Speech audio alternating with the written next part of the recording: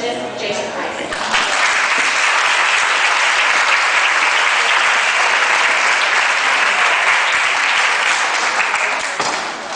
Good evening, my name again is Jason Isaac, and I'm your state representative for House District 45. The way that district sits right now is Blanco, Hayes, and Caldwell counties. I appreciate your support during the campaign, and I really appreciate the opportunity to go to Austin. I say I appreciate it. I do appreciate the opportunity to work for you. Sometimes going to Austin is not so great, but I get up early in the mornings and I come home late at nights, and I'm happy to do it. It's what I signed up for.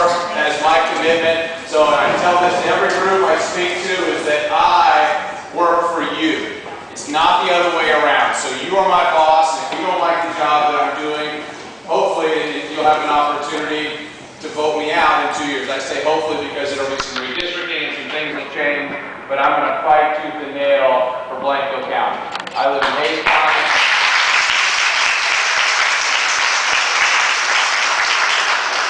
My wife and our 2 boys, we live in Hayes County, not too far from here in Dripping Springs. So I am here for probably about another 20 minutes, and then I'm back to Austin for a dinner tonight with the travel and tourism group, so I can tell everybody there to go and get your Texas Parks and Wildlife annual pass. It's a commitment that my family and I have made. I encourage everybody in this room to get that annual pass, and then take all your travel and tourism dollars from outside of the district and go to Blanco State Park so that we can save this park. Because there are 7, and I'm basically going to share with you some information that I have, which is not a lot at this point in time. There are 7 state parks that in HB1, the first draft of the budget, 7 state parks that are slated to be closed across the state. Those are actually slated to be offered to local governments first, and then if they don't take them, the way it stands right now is they will be closed. But let me give you an analogy that another member used with me yesterday. It's, the first draft of the budget is we've taken the Christmas tree and taken all the ornaments off. And so now we're going through the process of putting some of the ornaments back on that tree. So the budget will change significantly over the next couple of months. And I can tell you, one of the ornaments that's going back on that tree is right down the street.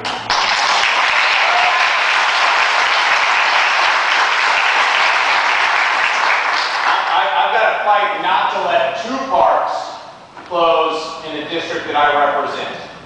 But I can tell you the jewel, and it's a shame because there's actually 3 state parks that are very close to the Central Texas area that are slated to be closed. One of them is down in John Pimple's district, and I know he's very concerned. But this is just an absolute, my wife and our boys have been down to that park. It is beautiful, it is gorgeous.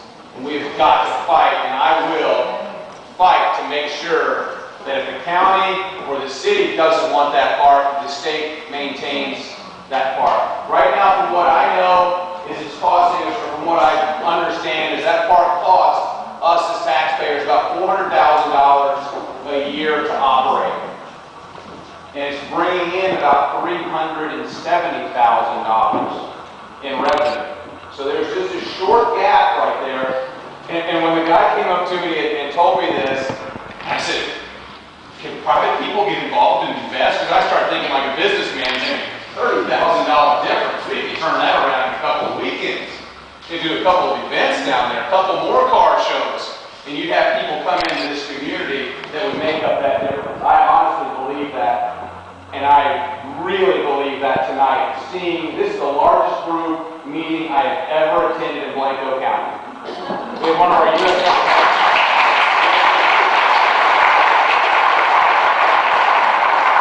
This is incredible. We have a U.S. Congressman here. I believe it was shortly before the election in this very room, and there weren't this many people here for that meeting. This is unbelievable. There's probably more people here than some of the parades I did in Blanco. And we'll do a parade for anything. I mean, if some girl's fourth birthday, we'll show them to a parade. What's that? We'll do a parade for that too. So there's a lot of people here. This is a great showing. So I know that we can turn this around. We can make up that $30,000 gap, get that park to break even. We're probably not going going to be able to do some of the enhancements that we'd like. I've seen some recommendations, about $15 million in recommended improvements to that park, which would bring in an additional $125,000 in revenue. Now, I'm a business guy, and that doesn't make a lot of sense to spend $15 million for $125,000 in annual revenue. Those numbers don't add up. So we're probably not going to see a lot of improvements to that park in the near term, but we're going to fight and we're going to keep it open. So it's a short gap that we've got to make up. And I guarantee you, and I know, please don't just assume that park is closing tomorrow, because it's not. Like I said, we've got to put some horns back on that tree and fight through this budget process, and I will be there front and center fighting to keep that park open. That's great. Thank you. Thank you.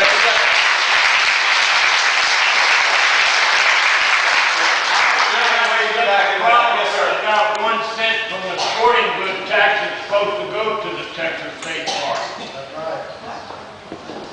And how come you're having this hard problem?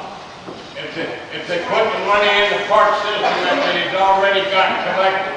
Maybe some of these gentlemen that are here tonight, Texas Parks and Wildlife Department, can answer that. But I'm under the politicians in Austin, because it goes back just like for the school. When you go for the lotto and the bingo, the first 10 years, they didn't use it in the school system like they're supposed to. Same way this here tax from the sporting goods for the park system. Well, I really appreciate you bringing that up, because I am someone who fights to end diversions. Our fuel tax dollars going to things they're not supposed to go to. They weren't designed, and now our roads are falling apart. You never heard of that sporting goods tax? I had heard about the sporting good tax, but I'll look into that. And if we've got money that's supposed to be going to parks, by God, it should be going to parks. And we're going to get that fixed. I know it's about 40 days. Taxes on Missouri, but Missouri did the same thing, and their state parks don't have an entry fee. Wow. And they're just as good as this system.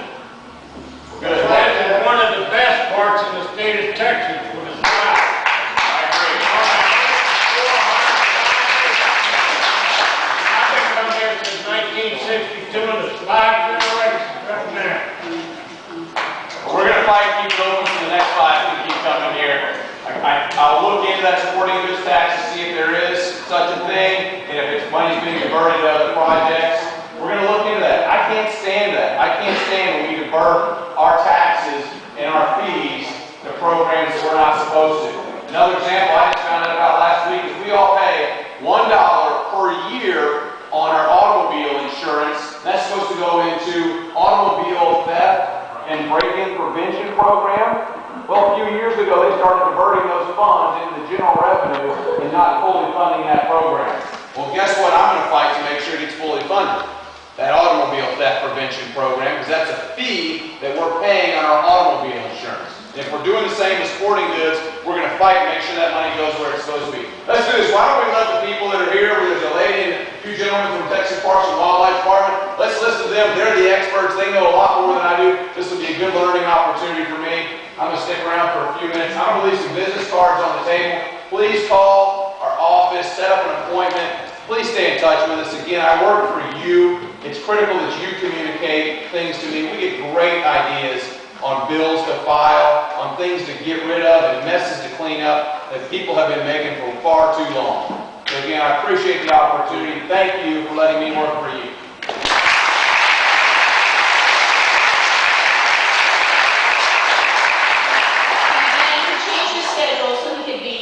Already booked, and the last minute he changed his schedule so he could be here for part of Blanco, and I really appreciate it. I know we all do. Thank you very much for that.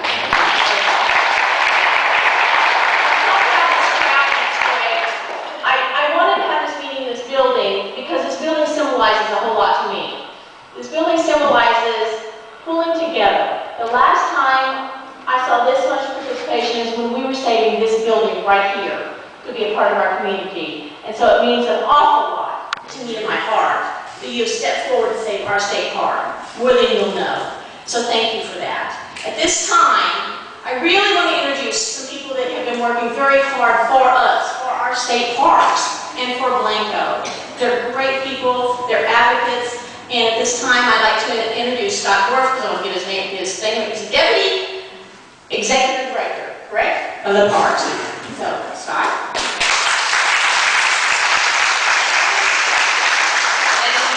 leisure, and they're wonderful.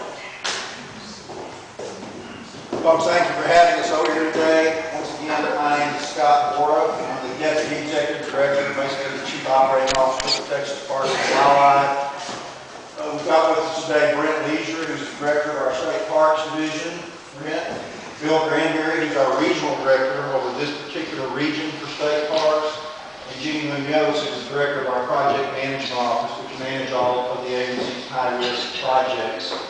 We really feel privileged to come over here today to visit with you and make sure everybody understands the reality of the situation as it's proposed right now. We have visited Joe Nell a couple of times. Many of our state parks friends groups have been advocating for us to not close any state parks. And I want to make real clear to you where this idea came from. It did not come from your representative or your senator.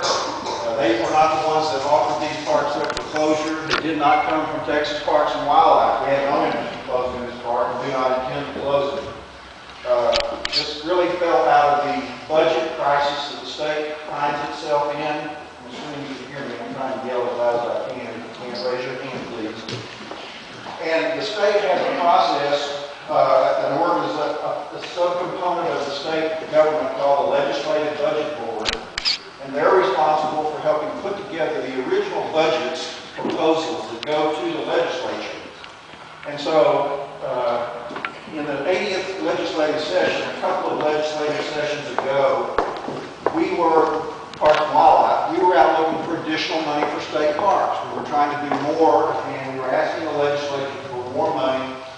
They asked us through what's called a rider. That's right, I'd rather.